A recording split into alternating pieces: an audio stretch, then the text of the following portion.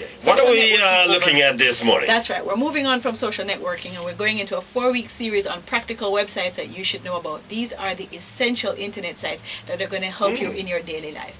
And today, since I went traveling last weekend, I thought we should look at traveling this morning. So if you want to travel, these are the websites that you need to be in the know about. This has to do with either A, investigating where you're going, or B, actually buying your ticket or your hotel or your rent-a-car. You think that this should be done? Yes. You are trying to get rid of travel agencies. No, not at all. This complements travel agencies in such a great way. It doesn't complement the travel agency, because if I do this, I don't have to go. Travel agencies, Carlette doesn't like you, wants to put you out of business. Not at all. Not at all. Now, first, let's figure out where it is that you want to go. Yeah. Right? There's a fantastic website on Jamaica, because there's travel, there's domestic tourism as well. So I don't want to just focus on getting on a plane or getting on a boat and leaving the island. Okay. Jamaica is a beautiful location. We need to explore Jamaica. And there's a fantastic website called attractions-jamaica.com. It has a listing of all the fantastic things that we can do. Have you been to Duns River Falls recently? Not in the last 10 years. That's my point. You see, these are places that we need to go to. I've never toured inside of Devon House, and I've been meaning to for years. I've never gone snorkeling through the sunken city in Port Royal, and I've been meaning to for years. I've never gone to Wyeth Falls. These are places I need to go to. I went to Wyeth Falls. There you go. Yeah. And attractions-jamaica.com has, of course, all of these different attractions, the opening hours, the prices, how it is that you can book. That's a good thing to do. All right, I'll go with that. And there's another good site, Jamaica-guide.info. They have attractions as well. Another, because I always want to give you options. Right? Now, if it is that you want to go abroad, one of the great sites to check. Wait, say that second one again. Jamaica-guide.info. Info. All right. Yes. Jamaica-guide.info. All right. Pretty good as well. Okay, so those are two for local exploration. Yes, local exploration. Internationally now. Internationally. Now, the biggest travel site in the world right now is Expedia.com. .com. That's it. I see it on the television all the time. Yeah. Expedia is great. You can explore destinations. Did you know that even our local attractions like the Jazz Festival and the Sumfest Festival are featured on sites like Expedia and Travelocity? So you can go, you can pick a city and you can see what's going to be happening while you're there. You can see interesting sites, and then you can decide to plan your trip. But Expedia and Travelocity.com are two great places to see what the world has to offer, specifically when you want to travel, which is great. They suggest that they can get better prices than everybody else. Is that true, or are they just, it's a little gimmick? It's not untrue. Travel agents, please don't kill me, but I still prefer to book with a travel agent, because if something goes wrong, you have somebody you can call. Yes, Sandy Collins, who is my personal travel agent, and say, hey, help me out here. I can't call the Travelocity Gnome, and I can't call Expedia. So I still like a travel agent. But I find these sites are very good to help me decide. So I don't have to spend 40 minutes on the phone with my travel agent. I can call her and say, yes, this is what I want to do, kind of a thing. So it works out nicely. Now, you don't want to go on your trip and find that it's raining or that it's snowed in. So when it comes to Jamaica, there's a great website that everyone should be visiting anyway, which is metservice.gov.jm. I check this website all the time. metservice.gov.jm. Why are you checking this website? Because if I'm going to go to Trelawney this morning, I want to go online and see what the weather is like in Trelawney, and if it's raining, maybe I change my trip.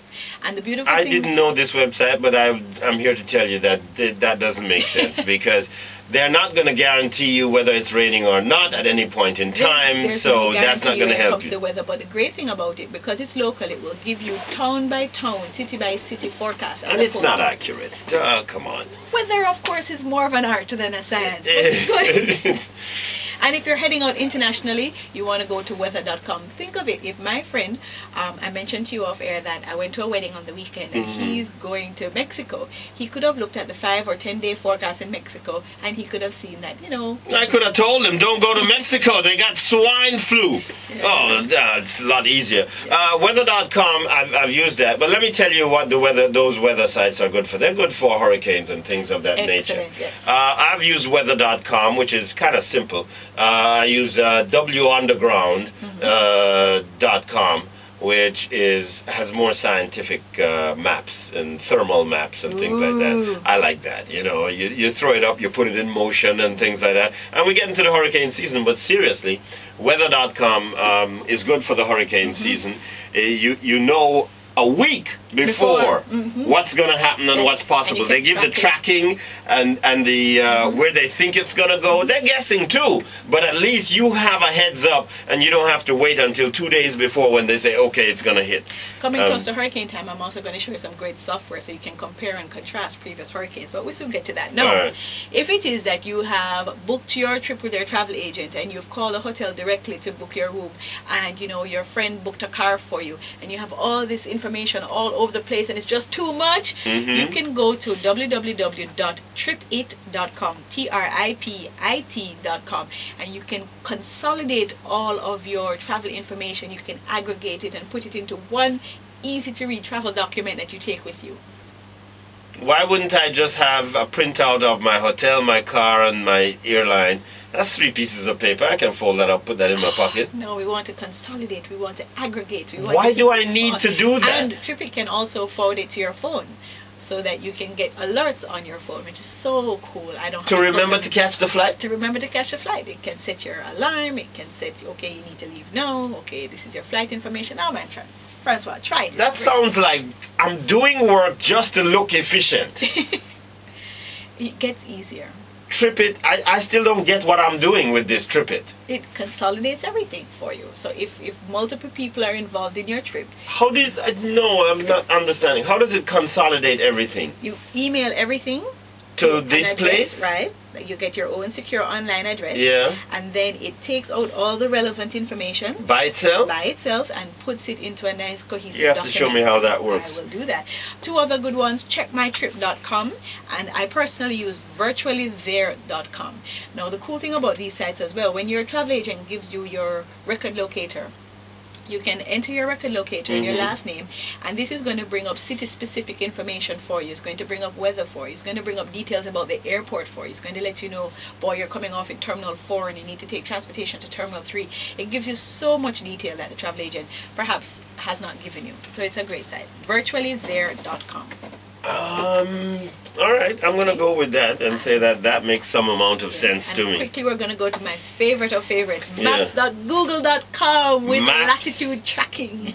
.google.com. Now, I know google.com and they have the Google Earth. Yes. I've seen that on my computer where I zoom in from space and see my house. Isn't that cool? It is cool. And they've now mixed Google Earth with the map, so you can look at a street map or you can switch to the satellite view and back and forth, so you can get a much better sense of where you are. Sometimes when you're trying to find your house, you have to look for a landmark. Now you can just look for the street and then switch to satellite, which is so cool. I was traveling, as I mentioned. I was in Fort Lauderdale. I didn't remember the address of the hotel that I was staying at. I was able to look it up online. The person that picked me up didn't know how to get there. I was able to get the directions, and I was able to track my movements with my cell phone along the route, which was so cool. I wanted to go to a restaurant. I went search restaurants, and it gave me all the restaurants nearby, and then I was able to go to all of them with directions. Now, does that work out here though? It works out here, but unfortunately Google Maps doesn't offer mapping. It doesn't offer directions. So I, for example, couldn't find my way from even Fame FM to TVJ with Google. But at least you can see the map, so you can then figure out, because it has the street names. But on the map, the street names, the local street names are on Google Map, what? I looked at Lyndhurst Road, yes. Yeah. And what about places? Yes, landmarks are there, National Stadium. Restaurants, hotels, everything. It will give you the specific Where do we go to get that? You would go to google.com/latitude to get that, and you can download it onto your phone. It works on most BlackBerry devices. It works on most Windows-based phones. And if you don't have a phone, of course, you can also have it on your computer. All right, sounds good. Those Google people are crazy. How come they have it and nobody else doesn't have it? Is that I mean, whose camera do they use? Is it the NASA camera, and how come they get it? A lot of money for it. A lot of money. How does Google? We do this another time. How do they make money from offering this free? Advertising. Got to talk to you about that. Yes. Thank you very much, Carl. This is fascinating. We're going to do more websites throughout the month. Yes. All right. I was going to ask you another question, but we're taking too long.